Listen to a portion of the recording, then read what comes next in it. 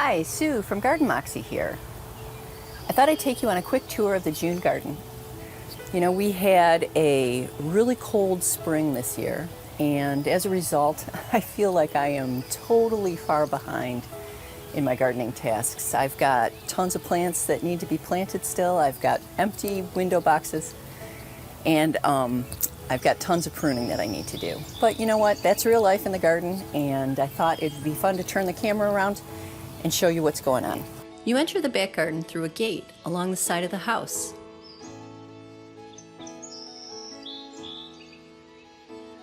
You pull the gate open to enter, and welcome to my garden. It's a bit drizzly today. Speaking about plants that still need to be planted, I bought this gorgeous lace leaf Japanese maple at the beginning of the season. This area of the garden is where I'm creating a new woodland border. I've moved some ferns from the other areas of the garden, and I've also got lamian, sweet woodruff, a variegated Solomon seal, lots of hosta, and a beautiful variegated dogwood.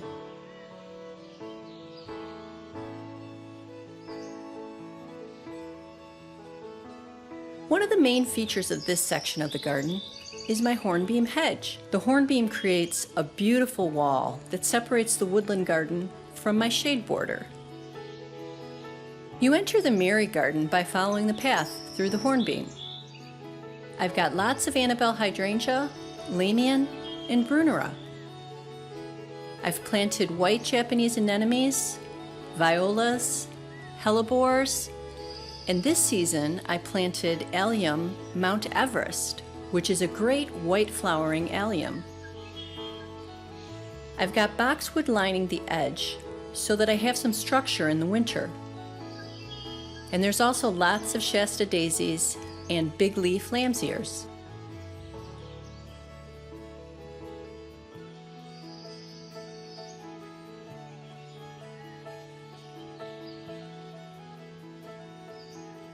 This year I had a time of it with lily beetle. It's the first year I've had this pest in the garden, and now I understand why people dislike them so much. They are crazy little bugs, and I can't believe how much damage they can do.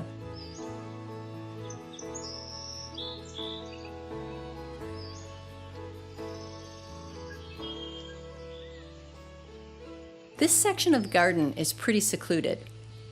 I want to add an arbor at the end of the border to make it into more of a garden room.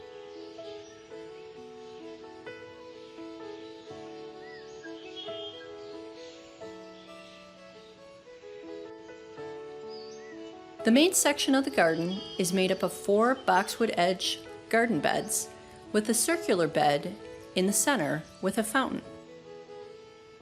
My garden is formal in structure, but the planting is pretty crazy.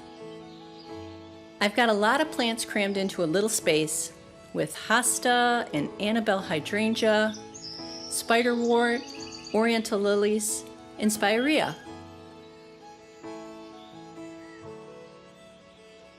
The arbor is covered with a climbing hydrangea. This time of year, I also have lots of rose campion that self-seeds in this garden. Probably my favorite plant of all in this section of the garden is the tricolored willow. I love the white leaf tips. They really brighten up the shade. And of course, my favorite thing in the garden is our bird bath. It's a very popular watering hole in our garden, not only for the birds, but also the squirrels. This spring, our rhododendron was absolutely gorgeous. It was covered with beautiful pink blooms. My mother-in-law moved into the house behind us a few years ago, after my father-in-law died. Last year, we built a path that leads to her house, and we added a gate into the fence.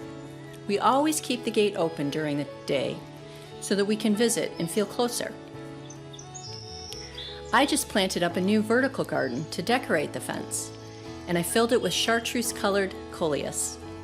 I can't wait to see it grow. I'm planning to remove this huge section of turf and replace it with a double border. Turf in Michigan requires too much supplemental water. Come next month, the weather is going to start getting hot and dry, and this turf is going to look more like hay.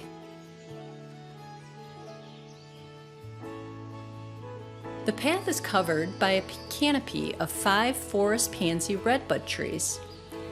I'm going to be raising the height of the canopy this season with a bit of pruning in the next couple of weeks. And the path leads to the other side yard through a honeysuckle covered arbor.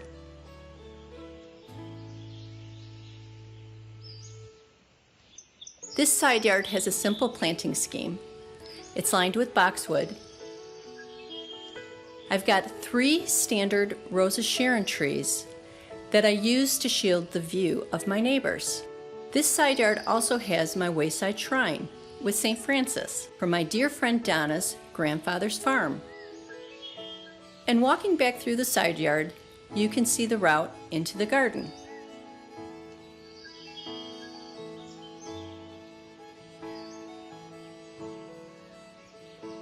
Well, that's it for the tour of my June garden.